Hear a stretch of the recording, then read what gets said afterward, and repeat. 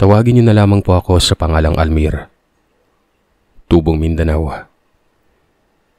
Itong kwentong ibabahagi ko sa inyo ay hango sa tunay kong karanasan. Kaya't kung iyong pahihintulutan ay nais kong palitan ng pangalan ng mga panauhing mababanggit ko sa kwentong ito. Maging ang lugar, iibahin ko na rin. Gawa ng naroroon pa rin naninirahan ang iba pang kaanak namin. Bata pa lamang ay matalik na kaming magkaibigan ng pinsan kong si Renato. Kaya naman palagi akong nasa bahay nila. Bata pa lamang kasi ay nasa ibang bansa na nagtatrabaho ang kanyang ina.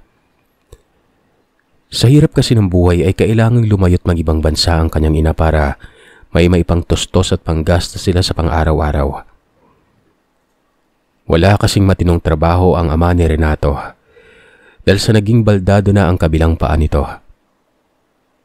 Kumbaga, pa-extra na lamang si Tito Pablo sa pagtatrabaho dahil sa kapansanan nito. Kahit nasa malayo ang ina ng pinsan ko ay hindi naman yun nagkulang sa kanila. Palagi naman silang pinapadala ng pera para sa pangkonsumo sa kanilang bahay at sa iba pa mga pangangailangan. Minsan pa nga, naiinggit ako sa pinsan ko Gawa ng nabibili niyang lahat ng gusto niya. Samantalang ako kailangan kong magtiyaga sa mga bigay-bigay lamang ng kaanak namin. Dahil wala namang kakayanan ng mga magulang kong bilhin ng mga nais ko nun. Nung una ay naging maayos at sagana pa ang kanilang buhay. Lahat ng perang pinapadala ng kanilang ina ay napupunta talaga sa kanilang mga pangangailangan nun. Pero sa paglipas ng mga buwan ay nagtataka silang magkakapatid sa kanilang ina sa kadahilan ng hindi na ito nagpapadala ng pera. At para bang sa isang iglap ay bigla na lamang silang kinalimutan. Hindi nila alam ang dahilan kung bakit biglang nagkaganoon ang kanyang ina. Hanggang sa isang araw, nagulat na lamang ang pinsan ko nang biglang dumating ang kanyang ina. May kasama itong lalaki na sa palagay ko ay kaedaran lamang ni Tito Pablo. "Mama, ano tong ginagawa niyo? Bakit may kasama kayong lalaki? Sino yung lalaking yan?" Narinig kong tanong ng panganay na kapatid ni Renato at halatang gulat rin ito. Maging si Tito Pablo nakakalabas pa lamang ng bahay at iika-ika. Nagulat din at halos takasan na ng dugo sa katawan.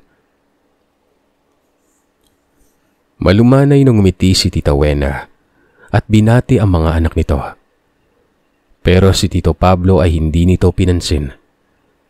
Sa halip ay nilagpasan lang ito ng ina ni Renato at walang kaabog-abog na pumasok sa loob ng bahay habang hawak-hawak ang kamay ng lalaking yon. Nagtatakang napatingin ako kay Tita Wena dahil sa pumunta lamang ito ng ibang bansa para magtrabaho at halos mag-iisang taon ring hindi nagparamdam sa kanila. Tapos ngayon, nung nagpakita na ito sa kanila ay may kasama na itong lalaki. At sa unang tingin ko pa lang, mukhang may ugnayan ng dalawa.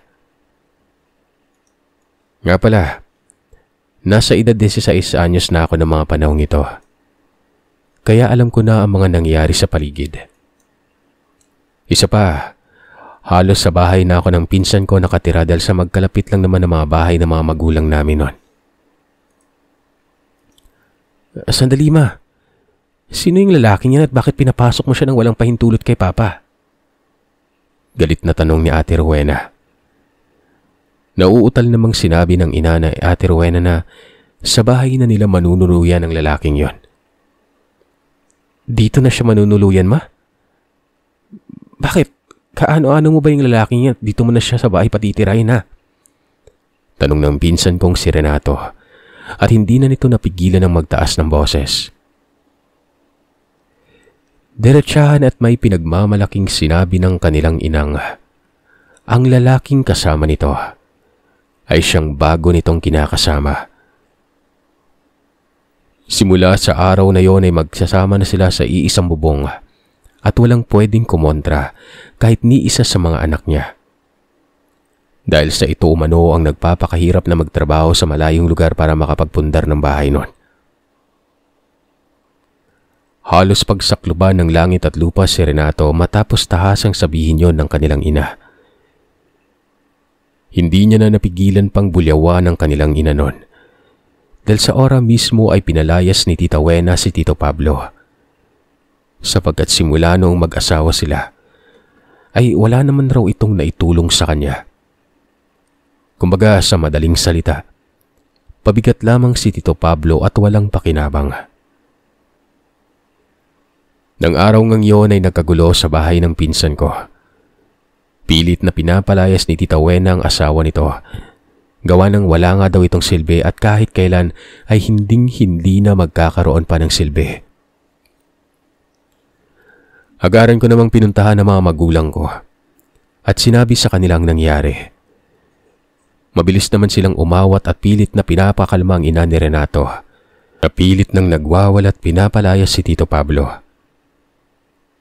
Magkakabaranggayan sana sila pero ayaw na ni Tito Pablo. Mas pinili niya ang manahimik na lamang at umalis sa bahay. Dahil sa ayaw niya nang madamay pa sa gulo ang kanyang 3 anak noon. Kahit na ayaw pang pumayag ng mga pinsan ko ay wala na silang nagawa noong mismong ang kanilang ama na ang nagdesisyong umalis ng bahay. Sa paglipas ng mga araw, ang dating maayos at masayang pamilya ng pinsan ko na yon, lagi nang magulo. Nagbabangayan at nagbabatuan ng samut-saring masasakit na salita. Isang araw, habang naglalakad kami ni Renato pauwi, biglang nagwika ang pinsan kong parang may hindi umano magandang nangyayari sa bahay nila. Simula nang umalis ang kanyang ina. Parang may hindi magandang nangyayari? Bakit? Ano bang nararamdaman mong kakaiba sa bahay niyo? Alam mo kasi insan, hindi naman sa nanghuhusga ako Pero parang may kakaiba dun sa kalaguyo ni Mama.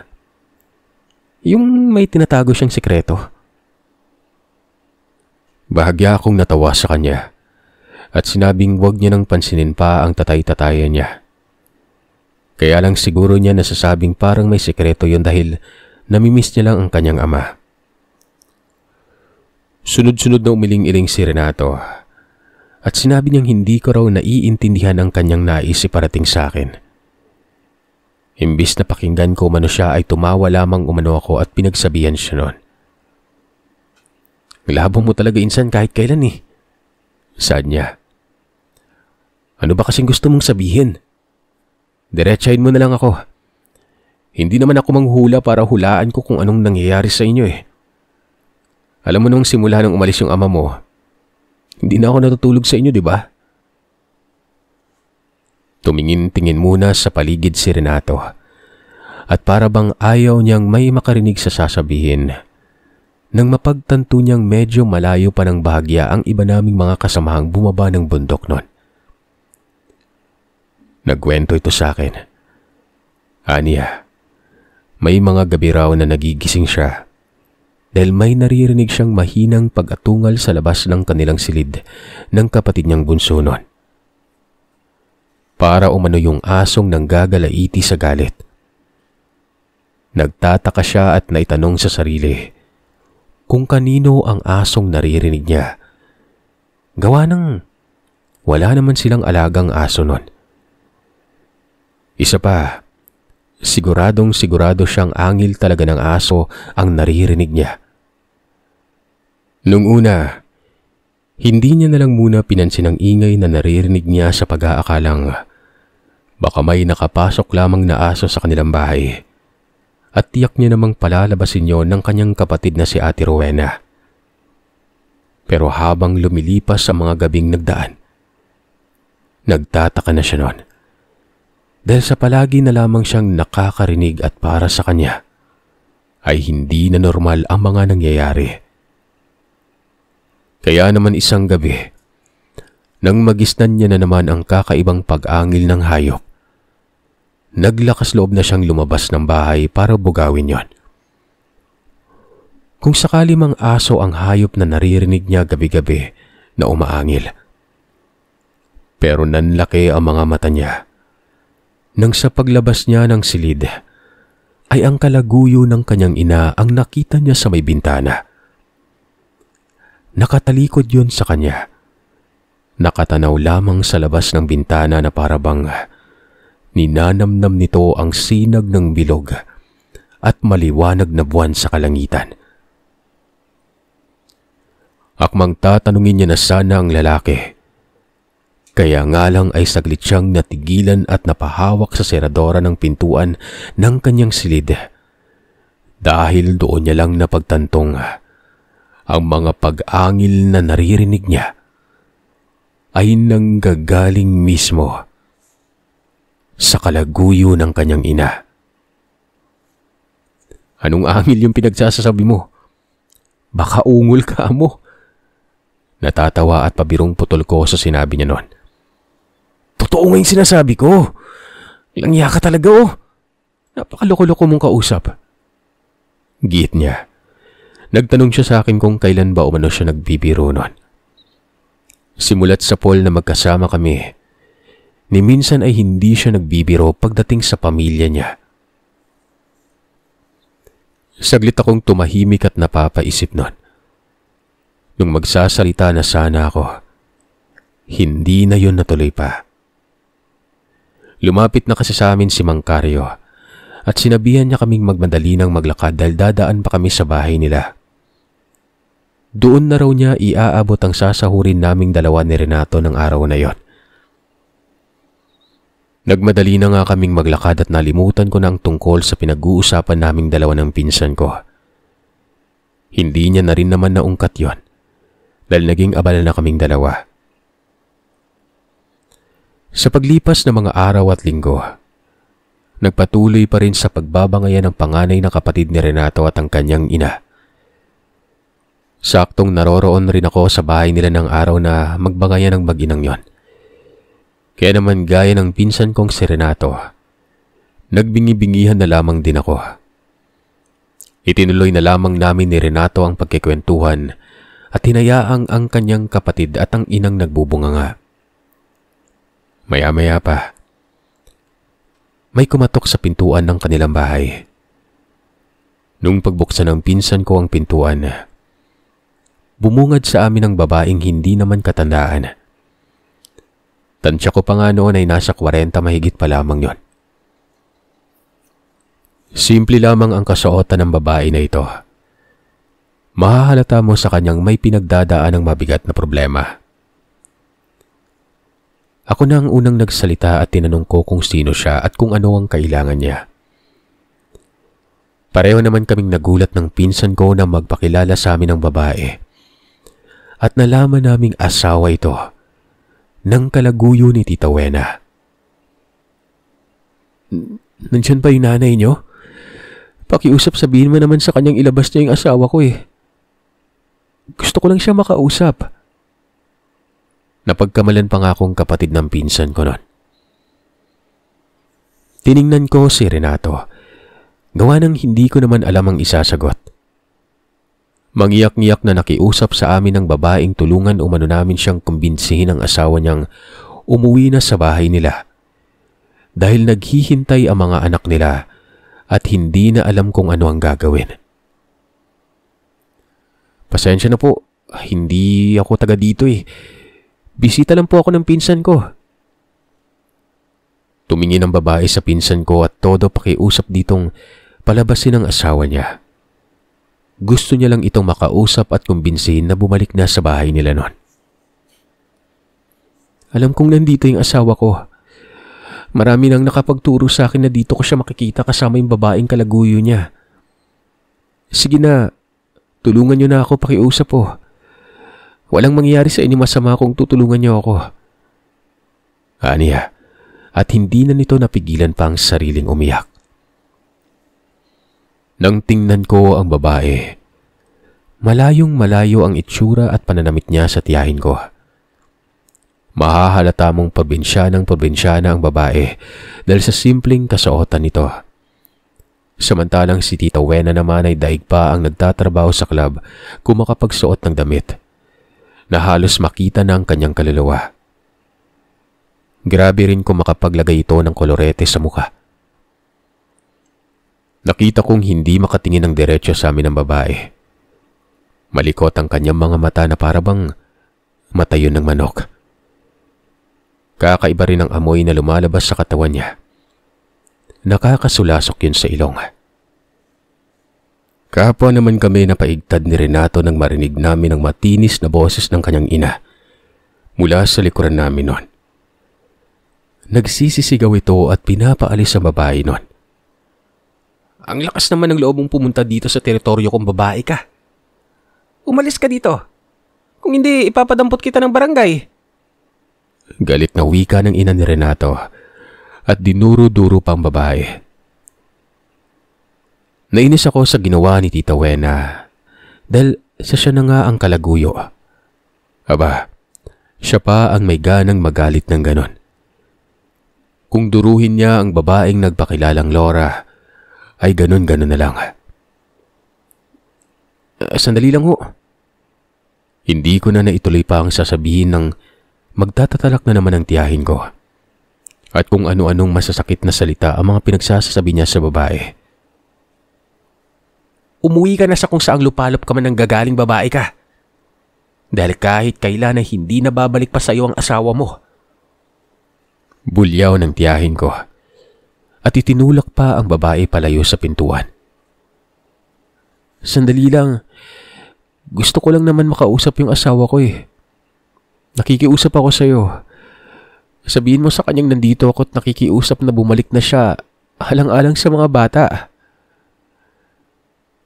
Sa parting iyon ay hindi ko na napigilan pa ang awang nararamdaman sa babae. Tanging impit na iyak na lamang ang naririnig ko sa babae na yon.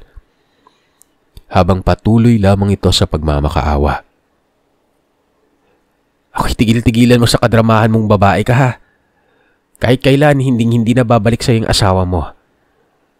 Tingnan mo nga yung itsura at sarili mo. Malayong malayo sa sarili ko. Kaya pwede ba? Umalis ka na at wag ka nang magpapakita pa dito sa bahay. Sinaway naman siya ni Renato. At sinabihang pabalikin niya na ang kalaguyo niya sa totoong pamilya nito. Hindi lang pala pamilya natin ang nasira, ma. Kaya palayasin mo na dito sa bahay ang kalaguyo mo. Sabat ni Ate Rowena noon. Binulyawan ng tiyahin ko ang anak nito at sinabihang huwag mangialam. Muling binalingan ng tiyahin ko ang babae at pinagsabihan niya itong lumayas na sa harapan niya. Dahil kung hindi ay baka may magawa pa siyang hindi maganda rito. Hindi mo ako kilala kung paano magalit, Laura. Iniwan ka na ng asawa mo. Kaya nararapat lang na tanggapin mo ito ng maluwag. Nanggigigil na wika ng tiyahin ko noon. Sa isang segundo lang ay biglang nag-iba ang itsura ni Laura. Ang kaninang napakaamong mukha. Bigla na lamang itong naging, alam mo yun, parang naging kakaiba. Alam mo yung mukha ng parang gagawa ng hindi maganda. Ilang araw kong hinanap at pinagtanong-tanong ang tirahan mo. Ang gusto ko lang ay makausap ang asawa ko. Pero hindi mo ako pinagbigyan. Apat, napakakapal naman talaga ng pagmumukha mong babae ka ano? Ang kapal-kapal talaga ng pagmumukha mo. Sigaw ni Tita Wena at muling dinuro ang babaeng yon. Pero sa pagkakataong yon, tinatamaan niya na sa noo ang babae na naging dahilan kaya't nawalan yon ng balanse at bumagsak sa lupa. Nakita kong mabilisang tumayo ang babae at matalas sa mga matang tinitigan ng tiyahin ko habang nanginginig-ginig ang bibig nito na para bang may sinasabi at tanging siya lamang ang nakakaintindi at nakakarinig nun. Pumunta ako dito para makiusap sa iyong ibalik mo yung asawa ko. Pero nagmatigas ka. Pinagtulakan mo pa ako. Pasensyahan na lang tayo kung may magagawa man akong hindi maganda. Anya. Matapos sabihin niyo ng babae, ay wala nang sabi-sabing umalis ito at hindi na muling nilingon pa si Tita Wena.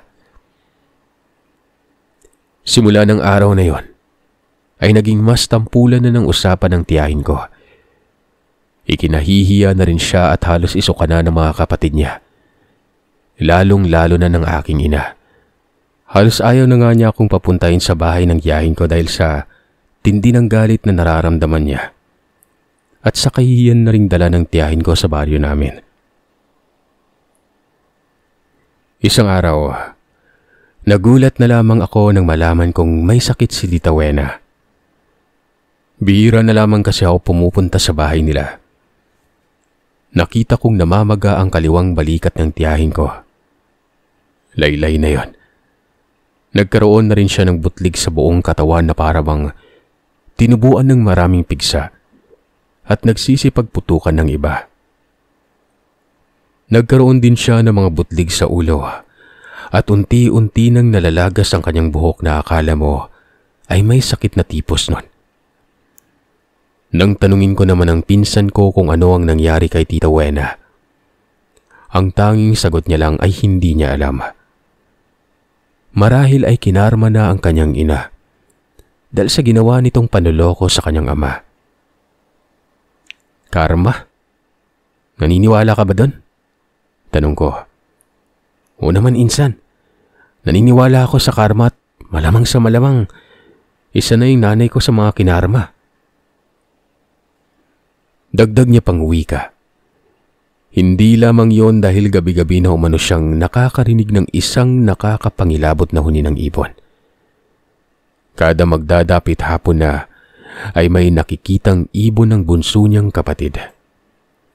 Nakadapo umano sa malaking puno ng langka. Sa likuran ng bahay nila ang kulay itim na ibong may malaking mga mata. Sa pagpatak ng hating gabi, ay doon na yun nag-uumpisang muling humuni at nakakapangilabot umano ito pakinggan. Kapag magsisimula ng humuni ang ibon, ay mas lalong sumasama umano ang pakiramdam ng kanilang ina, na halos umabot na sa puntong nag-iiyak na ito dahil sa labis na pananakit ng buong katawan. Nagtataka naman ako dahil sa papanong may humuhuning ibon sa hating gabi. Gayong kahit ni isa sa mga kalapit bahay ay wala namang nakakarinig. Maging ako man ay wala akong naririnig na huni nun. Bakit kaya kayo lang yung nakakarinig? Bakit maski isa sa mga kapitbahay natin walang nakakarinig, no? Tanong ko pa sa pinsan ko nang maglabas siya ng suliraning nangyayari sa loob ng kanilang bahay. Di ko nga alam pinsan eh. Di ko na alam kung ano ang nangyari. Humingi ako ng pasensya sa kanya dahil nitong mga nagdaang linggo ay naging abala ako sa trabaho. Kaya't nawala na ako ng panahon na pumunta sa bahay niya. Kung hindi pa ako inutusan ng aking ina, ay hindi ko pa malalamang ilang araw na palang may sakit si Tita Wena. Dinala niyo na ba sa doktor? Tanong ko. Tumango siya at nagwikang dinala na raw nilang dalawa ni Ate Rowena ang kanilang ina sa paggamutan. Ayon naman sa doktor nang patingnan nila ang kanilang ina, ay wala raw itong sakit. Marahil ay may nakain lamang na kung ano ang kanilang ina kaya't naglabasan ng allergy nito sa katawan. Binigyan lang sila ng gamot na pampakalma sa pangangate at pagngulngol na mga sugat ni Tita Wena. Tinanong ko si Renato kung nasaan na ang kalaguyo ni Tita Wena. Bakit wala ito sa tabi ng tiyahin ko ngayong may sakit na ito? Nababakas ko sa mukha ng pinsan ko ang galit na nararamdaman nung banggitin ko ang pangalan ng kalaguyo ng kanyang ina. Nung una, ayaw niya pang sagutin ang tanong ko pero nung kulitin ko siya ng kulitin ay doon na siya nagkwento. Wika pa niya. Nang gabing bago lumayas ang kalaguyo ng kanyang ina, ay may natuklasan silang pinakatago-tago nitong lihim. Sa kadahilan ng hindi makatulog si Renato ng gabing yon, panay ang paglilikot niya sa higaan dahil sa napakainit umano ng panahon. Maalinsangan at parabang wala man lamang kahangin-hangin ang pumasok sa kanilang bahay. Nagkataon pang may sakit ang bunso niyang kapatid dahil sa ilang gabi nang nagpabalik-balik ang lagnat nito. Kaya naman mas lalo siyang hindi mapalagay. Maya't maya kasi ang pagdaing nito sa kanya at namimilipit dahil sa napakasakit raw ng tiyan nito. Dahil sa init at alinsangang nararamdaman niya, bumangon ito, binuksan ang bintana para sana'y makapasok ang hangin nun. Pero noong binuksan niya na ito, laking gulat niya nang makita niya si Rigor, ang kalaguyo ng kanyang inang dahan-dahang gumagapang papasok sa bintanang nasa sala. Para yung bayawak na marahang gumagapang papasok sa loob ng bintana nun.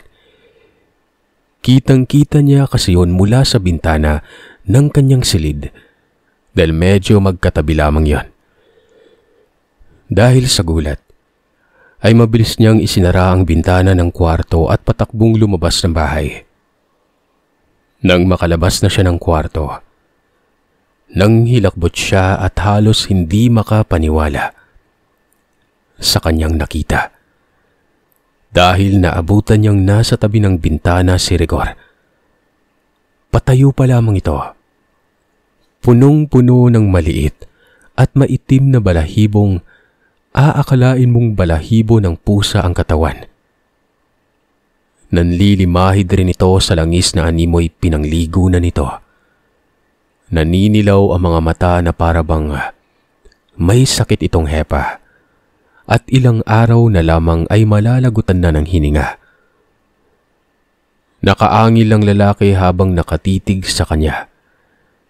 Nakaawang ang kamay na parabang pusa na anumang sandali ay sasakmalin siya nun. Dahil sa gulat niya ay napasigaw na siya at tinatawag ang pangalan ng kanyang ina. Pero kahit anong pagtawag niya ay hindi siya pinapakinggan ng kanyang ina nun.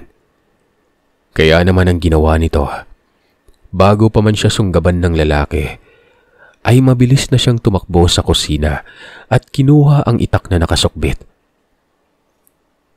Sakto namang pagkahugot niya sa itak ay siyang pagdamba sa kanya ni Rigor. At walang pag-aalinlangang kinagat siya nito at pinagkakalmot ng matutulis nitong mga kuko. Hindi siya nagpadaig sa takot na nararamdaman. Sa halip ay nag-ipon siya ng puwersa at buong lakas na itinulak si Rigor noong madaganan siya at walang habas na hinatak ang itak. Sa ikalawang paghataw niya ng itak, ay natamaan niya sa braso ang lalaki. Umatungal ito na parang bang sinasakal at hinigpitan ng tali sa leeg nun. Narinig niya ang pagsigaw ng panganay niyang kapatid at ng kanyang ina. Kaya naman hindi niya na nasundan pa ito ng taga. Nung balingan niya ang kanyang ina at kapatid, ay sakto namang nagkaroon ng pagkakataong tumakas si Rigor. Mabilis na itong kumaripas ng takbo papunta sa bintanang nakabukas. At mabilis pa sa 4:00 tumalon sa bintana, palabas ng bahay. Hahabulin niya pa sana ang lalaki pero mabilis siyang pinigilan ng kanyang ina. Sa nangihinang boses ng kanyang ina, sinabihan siyang huwag niya nang habulin pa si Rigor dahil baka ikapahamak pa niya ang gagawing paghabol rito. Inaway niya naman ang kanyang ina at tinanong kung ano ang tinatagong sekreto ng kalaguyo nito. Sabihin mo sa akin, ma, anong meron sa kalaguyo mo? Ipapahamak mo ba kami mga anak mo? Hindi makatingin ng diretsyo ang kanyang ina. Matapos niyang sabihin yon, pinakalma muna siya bago ito nagsalita. Ayon sa kanyang ina, Sir Seth, aswang si Rigor. Pero bago lamang raw nito nalaman ang tinatagong sekreto ng kalaguyo niya. Hindi umano aakalain ng kanyang inang may ganong klaseng pagkatao palang nakatago ang kalaguyo. Kung alam niya lang raw sana noong una pa, hindi sana'y hindi na siya nagpadala pa sa matatamis nitong salita. Humingi ng tawad ang ina nila. Pero naging matigas na ang puso ng pinsan ko. Dahil kahit anong paghingi ng tawad ang gawin ng kanyang ina, ay hindi niya ito kayang patawarin. Dahil inilagay ng kanyang ina ang buhay nila sa panganib nun. Siguro, kung hindi niya man nakita ang kalaguyo nito sa ganong kalagayan, tiyak ay magpapatuloy pa ang kabalbalang ginagawa nito sa baryo. Matapos kong marinig ang sinabi ni Renato, napapaisip ako nun. Binalikan ko sa isipan ng mga usap-usapan tungkol sa namiminsalang aswang umano sa baryo namin. Ang sabi pa nga ng iba, taga-ibang lugar umano ang aswang at dumarayo lamang yun sa baryo namin para maghanap ng mabibiktima. Kaya pala napansin kong sunod-sunod na mga kabataan at sanggol na nagkakasakit sa baryo. Dahil yan sa aking ina. Siya yung nagdala ng kamalasan dito sa baryo na to. Kaya nagkakasakit ang mga pasdit at sanggol eh. Kung hindi ko pa nabisto, hindi niya pa aaminin sa aming may tinatagong lihim pala yung kalaguyo niya. Inis na wika ng pinsan ko nun. Bumuntong hininga ako at pinayuhan ng pinsan kong patawarin niya na lamang ang kanyang ina para makapagsimula sila ulit. Pabalang niya naman akong sinagot at sinabihang wag na raw akong mangialam sa buhay nila. Dahil simula nang umalis ang kanilang ama, ay nawalan na rin sila ng amor at respeto sa kanilang inang may kalaguyo. Sa paglipas nga ng mga araw, dahan-dahan nang nangangayayat ang ina ni Renato. Mahahalata mo sa kanyang hindi siya nakakatulog ng maayos sa gabi dahil sa nangangalumata na ito. At parang hirap na hirap siya makahinga. Tita, ayos lang po ba kayo? Mukhang hindi na ako kayo nakakatulog ng maayos Pag-aalalang tanong ko sa tiyahin ko. Matipid niya akong nginitian at nahalata ko sa kanya ang sakit na nararamdaman. Pansin kong hindi siya inaaruga ng mga anak niya. Dahil sa kahit na hirap na siya sa kanyang sakit ay siya pa rin ang gumagawa ng gawaing bahay. Insan, hindi ka ba naawa sa nanay mo? Bakit hindi niyo uli siya dalhin sa ospital para mabigyan man lang ng gamot? Ilang beses ko pa siyang kinumbinsing patawarin niya na lamang ang kanyang ina. Kalimutan na nila ang nakaraan. Tutal naman ay mukhang nagsisisi naman na ang kanyang ina sa pagkakamaling nagawa nito. Kaya mo siya, Insan. Ginusto niya ang nangyari sa buhay niya Sinaktan niya at niloko niya si Papa. Kahit nabaldado pa yung isang paa nun, nakikita kong pilit pa rin nagtatrabaho si Papa para walang masabit si Mama. Pero siya, nakapunta lang sa abroad at nagkapera. Kinalimutan niya na yung pagsasakripisyo ng ama namin. Mas lalo nang lumala ang sakit ng tiyahin ko. Pati na ang mukha nito ay may mga maliliit na butlig na rin na nag-umpisang kumalat. Sa tuwing naglalakad nga ang kanilang ina ay para itong bagong operada sa tagiliran.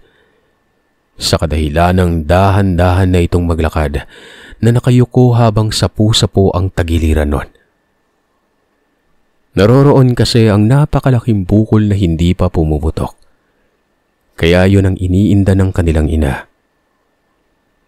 Nung matingnan naman ng mga doktor na sumuri, sinabi lamang ng doktor na pigsa lamang umano ang bukol sa tagiliran ni Tita Wena. Pinayuhan lang sila ng mga pagkain dapat iwasan ng tiyahin ko. At ayon pa nga sa doktor ay wala sila makitang sakit sa tiyahin ko na yon. Naipalaboratory na ang tiyahin ko pero wala silang makita. Kaya bakit nagkaroon ng mga hindi maipaliwanag na lumalabas na butlig sa buong katawan niya? Tumulong na rin ang aking ina sa pag-aasikaso kay Tita Wena. Dahil kung minsan ay natatakot nang lumapit ang mga pinsan ko sa kanilang ina nun. May mga nagsasabi na ring dalhin sa manggagamot si Tia. At baka sakaling kaya pa itong pagalingin ng albularyo. Dahil kung hindi alam ng doktor ang kanyang sakit, malamang sa malamang ay baka hindi nga normal na sakit ang nararamdaman ng tiyahin nun. Matagal-tagal muna bago dinala sa albularyo ang tiyahin ko. Hindi kasi ito naniniwala sa mga albularyo o sadyang sinabi lamang nito na hindi naniniwala. Dahil alam niyang malalaman ng albularyo ang gagamot sa kanya na minsan na siyang nagkaroon ng kalaguyong aswang. Baka yun ang iniiwasan niyang matuklasan ng lahat. Dahil sa ayaw magpadala ni Tita Wena sa albularyo, wala silang nagawa, kundi sundin ang utos nitong huwag umanong dalhin sa albularyo. Hindi naman raw kasi totoong kayang magpagaling ng mga albularyo noon. Pero kahit na nagmatigas si Tita Wena na huwag pumunta sa paggamutan, ay naging makulit naman ang aking ina. Dahil nga sa pangungulit niya ay wala nang nagawa pa ang tiyahin ko, kundi ang sundin ang kagustuhan nitong dalhin siya sa albularyo. Ayon pa nga sa pinsan ko, Sir Seth, pagkarating nga raw nila sa albularyo at natawas si Tita Wena, nalaman nilang kinulam ito. At hindi lang yon, dahil niyanggaw rin si Tita Wena. Sobrang galit umano ang nararamdaman ng mangkukulam kay Tiyang at wala itong balak na buhayin pa siya. Bakit ngayon niyo lang dinala ang babaeng ito? Huli ng lahat? Tanong ng albularyo. Anong ibig niyo pong sabihin? Balik na tanong ng aking ina. Pasensya na pero tingin ko'y mahihirapan na akong alisin ang kulam at pangyayanggaw sa katawan ng babaeng ito.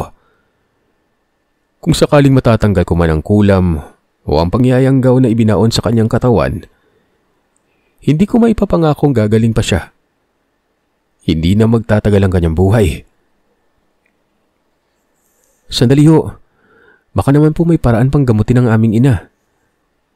Pakiusap ni Ate Rowena noon. Pasensya na talaga, iha. Pero wala na talaga akong magagawa pa. Kung sana'y napaagang pagdala ninyo rito ay baka sakaling kaya ko pang gamutin ang nanay nyo. Ani ng albularyo sa kanya. Parang binagsakan ng langit at lupa ang naramdaman nilang magkapatid ng mga sandaling yon. Sa kadahilanan kung naniwala lamang sila kaagad sa sinabi ng aking inang dalhin sa albularyo si Tita Wena. Hindi sana'y nagamot kaagad ang kanilang ina. Sana pinilit na lamang raw nila ang kanilang inang dalhin ito. Magsisihan man sila, ay wala na rin namang magagawa pa at mapapala. Dahil wala namang may gusto sa mga nangyari. Humingi ng paumanhin ang albularyo at ang tanging payo lamang nito sa kanila. Iuwi ang kanilang ina. Alagaan ng mabuti hanggang sa abot ng kanilang makakaya. Dahil bilang na lamang umano ang araw nito sa mundong ibabaw. Dahil hindi kinaya ng katawan ni Tita Wena ang yanggaw na ibinaon ng aswang. Masyado na kasing malala ang sakit ng kanyang ina't butot balat na rin ito. Na halos lata na rin ang mga sugat nito sa katawan. Napakalansa na ng amoy na nanggagaling sa katawan ng kanilang ina. Ilang araw ang lumipas. Tuluyan ng pumanaw ang kanilang ina. Pero bago pa man ito pumanaw ay nagkapatawaran na sila. Maging ang kanilang ama ay pinatawad na ang maling ginawa ng kanilang ina noon. Nabalitaan rin nila mula sa albularyo na ang taong kumulam sa kanilang ina ay ang mismong asawa ng lalaking kinalaguyo nito. Ang aswang naman na yumanggaw sa kanilang ina ay ang mismong kalaguyo niya. Simula noong pumanaw ang kanilang ina, ni anino ng kalaguyo nito ay hindi nagpakita. Hindi na rin naman nila sinubukan pang hanapin yon dahil sa ang pagkakaalam ni Ate Rowena. Tagakapis ang lalaking kalaguyo niya. Nag-iwan ng malaking dagok sa buhay at usap-usapan sa baryo ang nangyari sa tiyahin ko. Ilang linggo rin yung pinag-uusapan bago natahimik.